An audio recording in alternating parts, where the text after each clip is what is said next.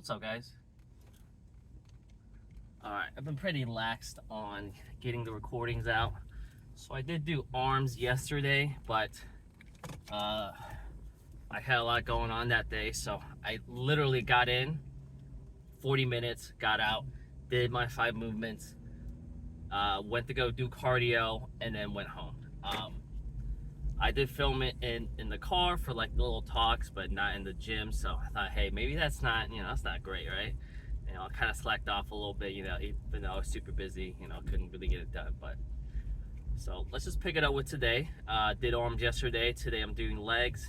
This is technically the end of the 5-day split for me, but it's in the middle of the week. I also have a lot going on next Monday and Tuesday, and I guess Sunday. So I think I will. Let's see. And is it Wednesday? Tuesday? Fuck, I don't even remember what fucking day it is, but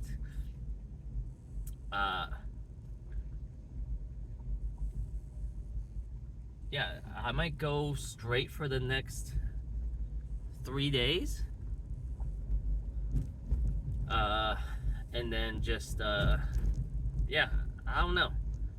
But you know what? It doesn't really matter worrying about it right now. I just gotta see how I feel in a couple days anyways, right? But I digress.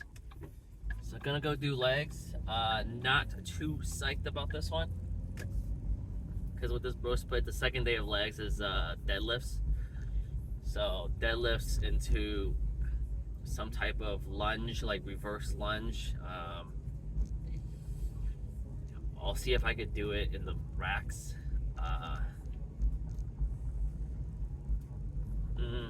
Yeah, I'll see if I can do it in the racks.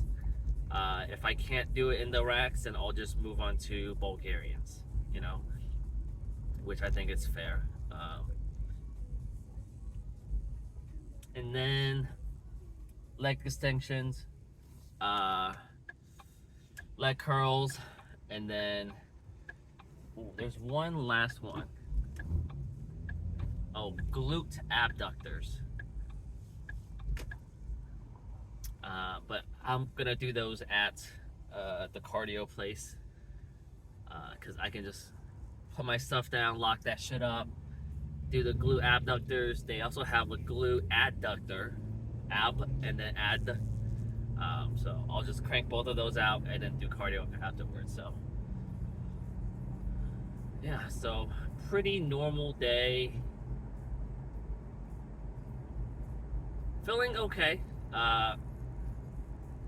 Woke up feeling better than the last couple days, and when I checked my little band, it did say, hey, your recovery's in the green, so cool, so did something right. I did go to sleep a little bit earlier yesterday, or at least wind down earlier, so I think there's a sweet spot for me, where it's like I can't sleep too early, because just my circadian rhythm is not there, right? I think it's just, if I've been sleeping late, right? And by late, I mean later than like 10, right? Which I consider normal. But no, if I sleep late, I think it's because, just high school, college, university, just everything, you're always up late, right? There's always stuff to do at night. But if I sleep too late, right? If I sleep at like 2, and it's like, okay, well, I'm probably not gonna get that much quality sleep, and then I'll get woken up early by the dogs or other people or the birds or whatever before I naturally wake up. So it's like, okay, cool. I need to sleep after like 10ish, but I need to sleep way before 2. So it's trying to gauge the right spot. So, but I slept a little bit earlier yesterday, so feeling a little bit better. I'm gonna tune that in. I think I'm gonna try to be lights out at 12, and then even if I toss and turn until 1, cool. I can get 8-9 hours, till like 9 o'clock or whatever. All good. Because I think recovery is super duper important, right? Because think about it, you know, if you're in a muscle or strength building phase, right? The main goal is your muscle fibers are being damaged, and you want sufficient building blocks to repair those and for your body to adapt to the increasing stress levels, right? Like the mechanical stress, the increased reps, the increased tension, the increased weight, right? The increased intensity and, you know, frequency and duration of the lift, right? You want your body to kind of adjust to that. And how does it adjust to that? Well, it's not just, you know, when I'm doing stuff right now. It adjusts the stuff when you're asleep, right? During your REM sleeps, and then coming out of it during your deep sleeps, and coming out of it in your light sleeps, preparing to go back into REM and stuff, right? So having sufficient sleep is important, right? And it's not just, I trained yesterday, I'm gonna sleep really well, and then I'll wake up the next day. It's a rest day. Okay, I don't need to sleep. No, it's not like that. You gotta keep it going on, right? Because like the anabolic, you know, I don't want to say the anabolic window, right? Because that, right? Because there's a meaning behind it that, you know, that's different than what I'm trying to say. But the anabolic building phase cycle, you know, it's longer than 24 hours, right? You know what I'm saying? Like if I worked out at 12 and I go to sleep at 12, for the next 9 hours when I'm asleep, oh, cool, I'm building muscle. And then it just suddenly stops? No. It kind of ramps up and it ramps down and it ramps up and it ramps down and then it just keeps ramping down afterwards, right? So you kind of have to keep with the good recovery, with the good sleep, right? And another thing, it's not just, cool, you know, I slept for 9 hours. I feel good, right? I slept for 9 hours and it was quality sleep, right?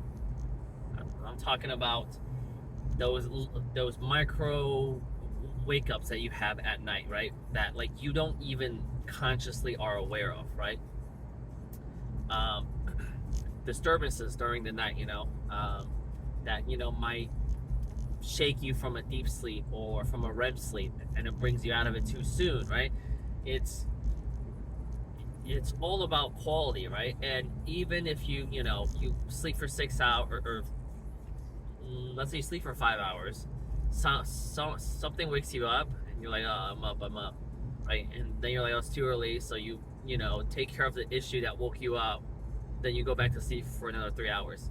It's like, oh yeah, but total, I still got 8 hours sleep. Well, that's not real quality sleep, right? You're getting woken up in the middle of your sleep, right? You want it to be one continuous long cycle, right? Of course, there's people that say, oh, that's not necessary, man. The studies don't show that, man. Like those people that work, people in the military, people on, deployment and stuff, right? They sleep 2 hours, work 2 hours, sleep, works for them, right? That's optimal. David Goggins shit, right? But hey, listen here, bitch. You're not them. You're not special. I'm not special. I'm a normal ass dude. No matter how special I think I am, I'm not. And there's 7 billion people in the world. You don't think there's another motherfucker that can do exactly what you can do but better? No way. So, hey man, quality sleep. Figure out what that is for you, right? For me, it's cold temperature. I do sleep with my dogs in the room, so I do have it cold anyways, because just three breathing heat monsters in one room just warms that bitch up anyways. So cold temperature, eye mask, because the second I see light, I'm like, oh fuck, my body is waking up, shit. Earplugs, because hey, there's stuff that goes on outside, right? A car crash, owl in your backyard going whoo whoo whoo whoo whoo for an hour, your dog's waking up and jumping off the bed or walking on the hardwood floor to drink water, and you hear the right, like the tippy tappy of the like the feet and the claws. All of those can accumulate and kind of ruin your sleep. So earplugs. and then and then like a nose strip, which I'm still wearing right now. It's not gonna fall off, but it is what it is. It helps me breathe through my nose, so I'm not, mouth breathing like, which also, kind of contributes to sleep apnea. Um, and just, it's not a great way to inhale oxygen consistently at a larger volume for sleep, right? So, and for some of you, mouth breathing when you sleep is not an issue. For me, it is. Yeah, I've actually went to a specialist for this, right? A doctor, and like sleep medicine and like neuro and things like that, and like ENT. And one thing that they discovered was that, yeah, you don't have sleep apnea, but like my soft palate on the top of my, or at the roof of my mouth, that links down to my hard palate, like behind my throat, right? Like that separates, like the larynx and like the, like your throat from the nasal cavity that goes down. Um, that hard palate goes down like this, and mine is very narrow and it comes down really like steep. So the amount of oxygen that goes in through my mouth is hampered by, how narrow my hard palate is, and how severe the angle that it goes down at. So when I mouth breathe, I don't actually get that much quality oxygen, right? Like it's trying to like shove air through a smaller hole when you can just breathe through your nose and shove air through a larger hole, right? But hey, I get a lot of allergies, and I don't have such a high bridge on my nose. So what the fuck is that? Is someone hauling sand? Because I just got hit by a bunch of sand somewhere. But yeah, no, I don't really have a tall nose bridge, so part of my nasal cavity right here collapses a little bit because of, if I'm, if I have allergies, just any type of response, second that this part closes in slightly, boom, that hampers my ability to breathe. So, having a nose strip helps. I mean, most of the time I wear it before I go to sleep, and I wear it through the morning into, post workout, and then I'll take it off, right? Because then the times when I really need to have quality and consistent oxygen, right? Sleeping, working out, and then, cardio, I'm getting it, and then afterwards I can kind of take it off, and then, as I'm doing work at home, be more conscious of, breathing through my nose instead of my mouth. And I think breathing through my nose also kind of helps my vocal capacity, because so right now I'm consciously talking by pushing air through my, by using my diaphragm through my throat. Because before I used to talk through my nose and push the air upwards, right? Because of how my hard palate is, right? I have to force the air out, right? So when I talk through my nose, okay, so if I talk through my nose, it sounds way more nasally, right? Like this is me talking through my nose. This is normally how I would talk, and I can kind of hear how nasally it is. But if I talk correctly, which is breathing in through the nose, talking out through the throat, like this, it's less nasally. And I learned a trick that you can test it, right? It's just hold your nose and then just talk. If you're talking through your throat and your mouth, then you shouldn't have much vibration up here. But the second you talk up here, you can feel vibration building up behind your nose. So, that's where the air and the vibration of your voice box and larynx is, is pushing the air. So, oh fuck, this thing keeps moving, but Alright. I'm here. It doesn't look like anybody's here. Let's just fucking get to work. I'm gonna fucking die today. Hey boys, it's been a while.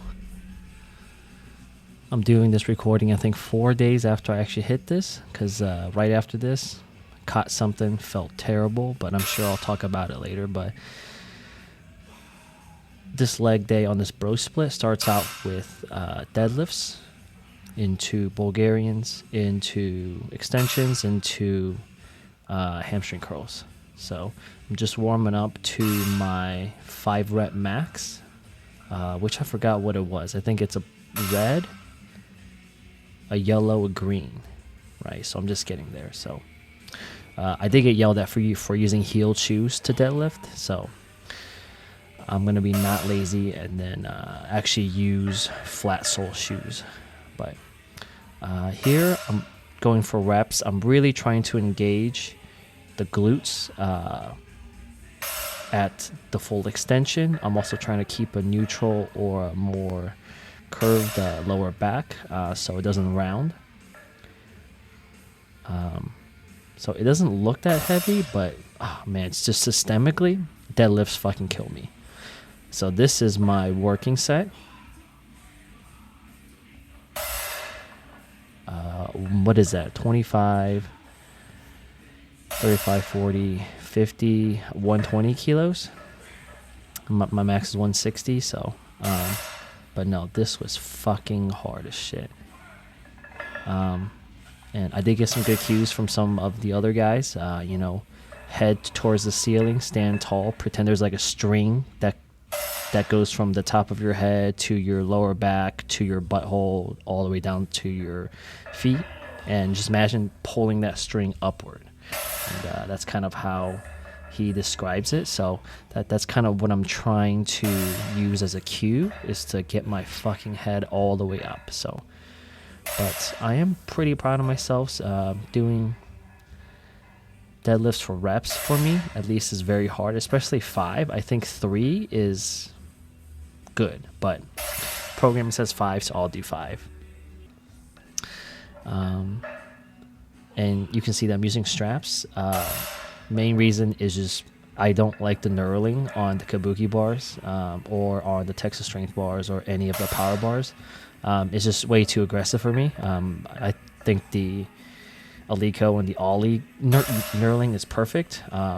It's just texture enough for you to nice grip. You can do hook grip and it doesn't rip your hand open. You know what I'm saying? There's traction, but it's not, going directly into Bulgarians. I believe I'm using 30s. I forgot what these were. I think these are 30s, so 60s. But fuck me, man. Right after deadlift, I'm cooked right here. But also, it's not that good looking of a movement. Yeah, you can kind of see me trying to keep my core stiff, because when I come up, I kind of lose balance. But unfortunately, some people came in and I couldn't film the hamstring curl, but hey, I'm using that old school white machine. You guys seen it before. That shit fucking bangs. So hey, I'm all about it. And then, of course, we finish it off with some leg extensions. Just get that quad fully pumped and fully worked. And then we call it a day, man.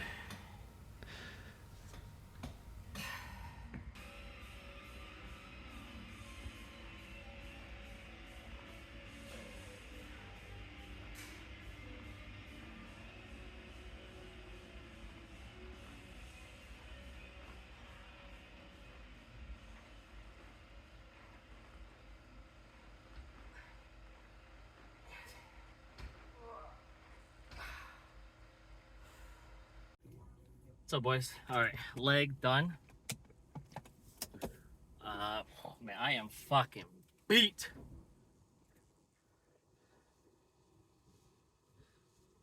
I did do leg curls at the end, but I was so beat that I couldn't film it. I was just more ready to end the workout right there, because deadlifts 5 reps for 3 sets at like, I don't know what that was. I was doing 120 kilos, which, okay, I mean, sure. You know, if you pull 400, that ain't shit, but I don't pull 400, you know. I can't do 4 plates for, you know, reps. So 262, 5 reps, 3 sets. My max is 250, or sorry, 352. So 90 pounds less than my max. I'm not sure what the fuck that is. I can't even think right now. It's like 70%, I think. So that was already hard enough. Followed that with fucking Bulgarian split squat, and I am cooked. And after that, leg extensions. After that, leg curls. And then I'm gonna drive to cardio and then do some glute and leg abductors. But fuck, I am gassed, bro. I think my average heart rate during that entire workout is like 120. That's just crazy, dude. I was in zone 3 heart rate the entire time, right? Yeah, zone 3. Holy moly, I'm fucking cooked. I haven't checked how many calories I burn, because it does take, you know, the band and the app a little bit of time to kind of calculate everything and take all the data points that I gave it. And, you know, it kind of like calculates, you know, average heart rate during workout, you know, heart rate during rest period, amount of, you know, weight lifted, how many reps, total tonnage, total time during workout, and things like that, right? It's like a big algorithm that kind of gives you like a really, I mean, in my opinion, it's a pretty good approximation, right? Plus or minus 40, 50 calories, that's pretty accurate to me, right? Now, the precision could be better, because it kind of depends on when you press start set and when you press end set. So the precision could be a little bit better. It could be a little bit more automated, but I mean, it is hard because it's a skin sensor, right? It's not a ECG, EKG, you know, plus a separate pulse ox just for that, and then like a heart rate band literally around your chest, right? I mean, that would be a lot more accurate, but we take what we can get. But fuck, I am beat. So hopefully I'm at fucking 350 calories, 300 calories, because I'm only doing 15-20 minutes max, or else I'm gonna fucking die. I do have some liquid IV, so I'm gonna pop one in my water bottle, fill that bitch up, and then just sip on that as I do my cardio. Hopefully it is a little bit of a low, or shouldn't say low, it's more like spent up electrolytes, you know, and the ion channels, forcing, you know, intramuscular liquid in and out, you burning up the creatine, passing out waste, introducing ATP, you know, nitric oxide recycling, shit like that. So maybe it's just a little bit of the electrolytes, but I am cooked. The temperature outside is really nice though. It's like 65 with sun out. Hasn't been out for too long, so it's bound to warm up a little bit, so I can probably take the dogs out for a little bit longer. Kind of depends on what my energy level is, but I'm gonna try and get them super tired up so I can then just immediately shower, or sorry, like immediately eat something, quick shower, and then I'm gonna just try and bust out as much work as I can before I just want to pass out, you know. So it's kind of a goal right now.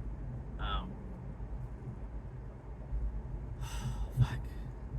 You see, it's still a little bit hard for me to breathe, and like what I was saying before, the nasal passage right there is a little bit closed off because I don't have the nose strip in to kind of pull it apart. So breathing through my nose is harder than breathing through my mouth. But breathing through my mouth, you know, I don't get the amount of oxygen I need. So, and breathing through my mouth also means that I don't really have a dedicated pathway to breathing out the CO2 that I'm, being produced as waste. So, that's not, it's not super accurate, but that's close enough to where you can kind of understand what's happening. All right, so, oh, this truck is crazy, baby. Just wait. You're a truck. You don't gotta rush. Oh, fuck. Yeah. But, hey, man, if you if you feel like, man, I don't know why my cardio is just worse than everybody else, even if I could do the same thing, kind of test yourself out, test, how you breathe during the night, you can buy like a pack of 10 nose strips for like $5 or some shit like that, right? It's not too expensive. Get them at Walmart, you get them at Walgreens or whatever fucking, pharmaceutical place. Just try it out at night, I know some people use like the kinetic tape and, not scotch tape, but like masking tape, and they tape their mouth just so they force them to breathe through the nose. Sure, you can do that, but just try the nose strip first, right? We don't gotta be too crazy. And then after that, if you're like, yeah, I'm not sure if that helped or not, then hey, during the day, wear it, and then do exercises, and just be cognizant. Hey, I'm breathing through my nose, I'm breathing out through my mouth, I'm breathing in through my nose, I'm breathing in through my nose, right? And just keep on thinking about that, right? And then see, okay, yeah, no, it is difficult to breathe through my nose for some reason. Like, I just want to default to my mouth. Okay, well, then try it with the nose strip and see if it's better. You know what I'm saying? Just control all the variables and just change one thing at a time. Okay, cool. Get some data points from it, understand good or bad. Cool. Change one more thing and see how that affects overall. Good or bad? Okay, cool. Change another thing, right? Just, just break it down like it's science, right? And, of course, trying it for one day probably isn't going to give you the best result. Trying over a week, 2 weeks, cool, you can kind of see, okay, on a day where I wake up super exhausted, cool, does it help? If I wake up on a day where I feel super well rested, okay, cool, does that help, right? And just slowly break it up and just see what's helpful and what's not. But for me right now, oh god, a little bit hard to breathe. It feels like I'm breathing in little like dirt and dust particles into my nose, which does not help. It's kind of making me choke up a little bit, but oh gosh. Now I'm trying to think. So I have bagel and cream cheese for my breakfast. So 280 plus maybe 100 calories for the cream cheese, so 380. So let's just round that up to 400. I have 1,200 calories left, and I need about 150, a little bit less, 150 grams of protein. What the fuck do I want to eat, man? I think I will definitely have a sandwich, and then I think I will definitely.